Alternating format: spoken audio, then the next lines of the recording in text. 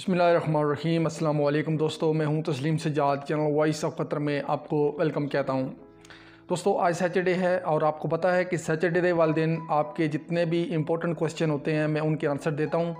आज भी आप में से कुछ दोस्तों के मैंने क्वेश्चन लिए हैं जिनके आंसर देने की कोशिश करूँगा। वीडियो को प्लीज़ पूरा देखिएगा। वीडियो को दोस्तों स्टार्ट करने से पहले आपसे रिक्वेस्ट है, अगर आपने चैनल को सब्सक्राइब नहीं किया, चैनल को सब्सक्राइब करें, बेल आइकन दबा दें ताकि मज़ीद जो आने वाली वीडियो है वो भी आपको मिलती रहें। और अगर आपने फेसबुक पे या इंस्टाग्राम पे फॉलो नहीं किया तो आप मुझे वहाँ पर भी फॉलो कर सकते हैं। सबसे पहला जो यहाँ पर क्वेश्चन पूछा है ये इंडिया से है। अलीन कहते हैं कि ऑन अराइवल वीज़ा पर 20 मंथ का बच्चा अपने फुली वैक्सीनेटेड पेरेंट्स के साथ आ सकता है या नहीं।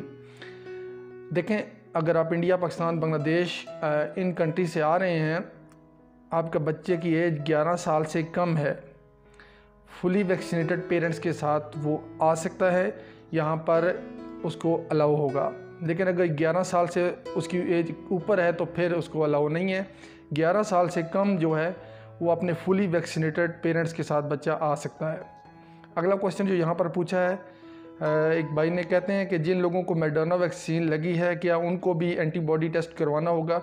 देखें, जो अप्रूव वैक्सीन लगी हैं, जो कतर की अप्रूव वैक्सीन है 4, फाइज़र, मॉडर्ना, जॉनसन और इसके अलावा एस्ट्राजेनेका, इनमें से अगर कोई वैक्सीन लगी है तो एंटीबॉडी टेस्ट कराने की ज़रूरत नहीं है। अगर कंडीशनली अप्रूव वैक्सीन लगी है आपको, जैसा कि सैनोवैक, उसके बाद स्पुतनिक और कोवैक्सीन, ये इनमें से कोई लगी है तो फिर आपको एंटीबॉडी टेस्ट कराना लाजमी है। और इसके अलावा स्पुतनिक ये भी कंडीशनली अप्रूव वैक्सीन है, तो आपको आने से पहले जो है लाजमी एंटीबॉडी टेस्ट करवाना होगा। अगर आप इन 6 कंट्री से आ रहे हैं, जैसे Pakistan, India, Bangladesh, Nepal, Sri Lanka, in country से। तो क्वेश्चन पूछने वाले ये हैं अली रज़ा, कहते हैं कि मुझे कैंसिनो वैक्सीन लगी है, क्या मैं कतर में या तुर्की में ट्रैवल कर सकता हूँ या नहीं। देखिए, कतर में जो वैक्सीनें अप्रूव हैं और कंडीशनली अप्रूव हैं वो मैंने बताई हैं। अगर वही वैक्सीनें लगी हैं तो आप कतर में ट्रैवल कर सकते हैं। मैं आपको फिर बता देता हूँ, अप्रूव वैक्सीन जो है फाइज़र, मॉडर्ना, जॉनसन और एस्ट्राजेनेका, ये अप्रूव वैक्सीनें हैं। कंडीशनली जो अप्रूव हैं सैनोवैक, सिनोफार्म, स्पुतनिक और कोवैक्सीन, ये 4 वैक्सीनें जो है कंडीशनली अप्रूव हैं।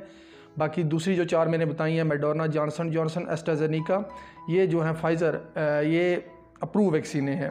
इनमें से अगर कोई वैक्सीन लगी है तो आप कतर के लिए ट्रैवल कर सकते हैं।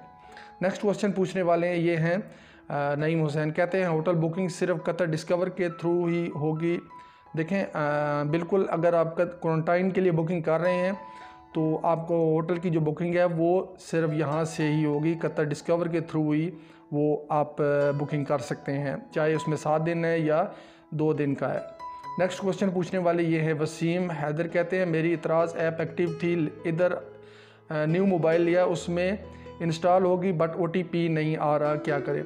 देखें, हो सकता है मे बी आपके जो सिम है जिस पर आपका मतलब कि ID पर आपका जो नंबर है वो नंबर हो सकता है उस पर मैसेज मेमोरी फुल हो या अब उसकी डेट एक्सपायर हो गई हो, आप उसको रिचार्ज करें सिम को, हो सकता है फिर उस पर OTP वगैरह मैसेज आ जाए। अगर ईमेल है तो ईमेल को आप चेक करें, हो सकता है ईमेल की मेमोरी फुल हो चुकी हो, आप उसको भी एक बार चेक कर लें। क्वेश्चन जो पूछा है एक भाई ने, कहते हैं कि मैं 6 महीने हो गए हैं कतर में आया हूं, क्या मैं कंपनी चेंज कर सकता हूं या नहीं, प्लीज़ बताएं।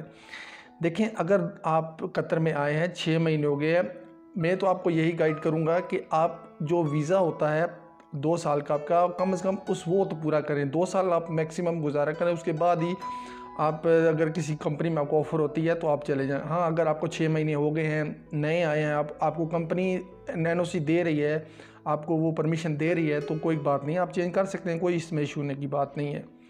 लेकिन ये कंपनी पे डिपेंड करता है कि आपको कंपनी नो ऑब्जेक्शन का पेपर देती है या नहीं देती।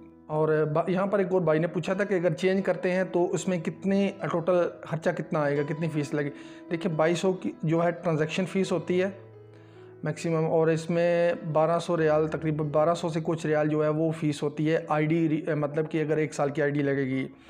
और ये जो है इसमें 500 फ़ीस मंदूब की भी लेता है, तो मतलब इतना तकरीबन 4000 तक आपका ख़र्चा आ जाता है। अगर आप यहाँ से ट्रांसफ़र कर रहे हैं अपना वीज़ा तो इतना ख़र्चा आपका आ जाएगा। और यहाँ पर PCR और रैपिड टेस्ट और एंटीबॉडी टेस्ट की फ़ीस मैं आपको यहाँ पर बता दूं कि PCR टेस्ट की जो फ़ीस है वो 160 रियाल है कतर में, और रैपिड टेस्ट जो है 50 रियाल का है, और एंटीबॉडी टेस्ट जो है वो भी 50 रियाल उसकी भी फ़ीस है। दोस्तों ये कुछ क्वेश्चन थे जो मैंने जिनके आंसर दिए हैं आपको। उम्मीद है आपको समझ लग गई होगी। मज़ीद अगर आपने कोई क्वेश्चन पूछने हैं तो कमेंट्स में पूछ सकते हैं, इंशाल्लाह मैं कोशिश करके आपको आंसर दे दूँगा। मुझे अपनी दुआ में याद रखिएगा, वीडियो को शेयर करें, ज़्यादा से ज़्यादा लाइक करें, और ताकि बाकी जो दोस्त हैं उन तक भी ये जो इन्फॉर्मेशन है, जो क्वेश्चन के आंसर हैं, उन तक भी पहुंच जाए। मुझे अपनी दुआ में याद रखिएगा। Thank you.